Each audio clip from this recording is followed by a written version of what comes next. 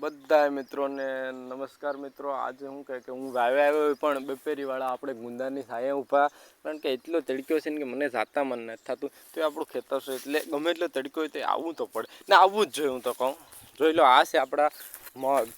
તો જોઈ લો, આમાં શું કહેવાય કે ક્યાંક ક્યાંક હિંગુય આવી ગયું, જો તમને દેખાય ગયો હોય તો કે હજી બહુ નાનું છે એટલે તમને નહીં, તો આપણા મગમાં પાણી હાલે ને હું કહે કે લાઈટ વહી ગઈ।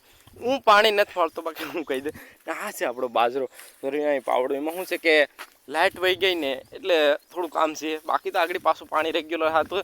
જો કે ઓણ વરસાદ જ એવો છો કે લગભગ પાણીનો વાંધો નહીં આવે, તો એકાદા પાણીને ઘેટ આવે તો બાકી ખબર નહીં। હાલો હું તમને થોડોક આગળ જે બાજરો છે ને એ દેખાડ દઉં, હાલો મિત્રો જોઈ લો। આ શું કહેવાય કે આ એક ગુસ્સો એટલે તમે જાઓ તો આકોરનો બાજરો નાનો નાનો છે, આકોર થોડોક મોટો બાજરો થઈ ગયો છે। કારણ કે મિત્રો આપણે આ નીક એટલે ઉનાળામાં નાખવામાં આવે, કે શું છે કે હળંગ એટલું પાણી ત્યાંથી એક ધારું પૂગે નહીં, રેડી પૂગે તોય વાર લાગે ને। ઉનાળામાં એક તો વાયમાં પાણી ઘટતું હોય એટલે શું કહે કે અહીં સુધી પી જાય, પછી પાછું આપણે ડાયરેક્ટ વાથી હળંગ આપણે અહીં સુધી આવવા દે એટલે મિત્રો આ થોડું થોડું કરીને આપણે પાણી પી જાય। ઉલાળે ઉલાળે હાલતી હોય મિત્રો, તો એ કરે એટલો હળંગ ચારો ન પી એટલે આખો પી જાય। તો કે મગ તો પી જ જાય ને બાજરાનો એક ચારોય પી ગયો। જોઈ લો, બાજરો જળા ભળા થઈ જાય એમ આગળ એ કહેતો કે પાણી મળી ગયું, વાહ।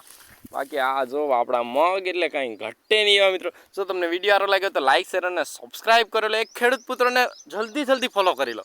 હાલો બાકી આપણે પછી મળે।